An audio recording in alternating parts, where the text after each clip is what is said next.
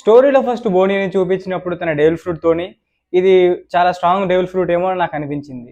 ఎందుకంటే just imagine ఒక touch తోనే అపోనెంట్స్ ని ఐదర్ ఓల్డ్ గా చేయొచ్చు, యంగ్ గా చేయొచ్చు, వాళ్ళని ఓల్డ్ గా చేస్తూ నియర్ డెత్ ఎక్స్పీరియన్స్ కూడా చూపించవచ్చు, వాళ్ళని ట్రామటైజ్ చేస్తూ. సో ఇది నాకు కొంచెం స్ట్రాంగ్ డెవిల్ ఫ్రూట్ అని అనిపించింది.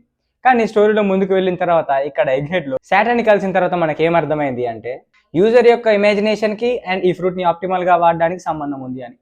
సాటర్న్ ఏమంటాడు అంటే ఇది జస్ట్ ఒక ఎక్స్పెరిమెంట్ నేను చేసింది అండ్ నేను అనుకున్న రిజల్ట్స్ ఏం నాకు రాలేదు, సో ఇది ఒక ఫెయిల్డ్ డెవిల్ ఫ్రూట్ అని అంటాడు, ఆర్ ఫెయిల్డ్ ఎక్స్పెరిమెంట్ అని అంటాడు. ఎందుకంటే యూజర్కి రియాలిటీ తెలిసే కొద్దీ వాళ్ళకి బౌండరీస్ తెలుస్తాయి, లిమిటేషన్స్ తెలుస్తాయి. సో ఆ ఫ్రూట్ని ఆప్టిమల్గా వాడలేరు.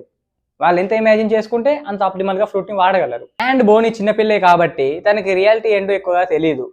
అందుకే తను లూఫీని సన్ గాడ్ నీకో ఫామ్లో చూసి తను కూడా అలా అవ్వాలని మేనిఫెస్ట్ చేసి అవుతుంది.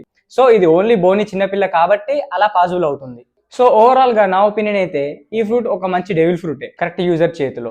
అండ్ ఇది వీకర్ అపోనెంట్స్ మీద చాలా ఎఫెక్టివ్ గానే పనిచేస్తుంది అండ్ స్ట్రాంగర్ అపోనెంట్స్ మీద అంత పవర్ఫుల్ ఏం కాదు, ఎందుకంటే స్ట్రాంగర్ అపోనెంట్స్ ని టచ్ చేసి వాడాలి కాబట్టి ఇది అంత ఎఫెక్టివ్ గా ఉండకపోవచ్చు, అంటే మరీ స్ట్రాంగ్ అపోనెంట్స్ మీదే. సో ఈ డెవిల్ ఫ్రూట్ పవర్ మీద మీ ఒపీనియన్ ఏంటో కామెంట్ చేసేయండి.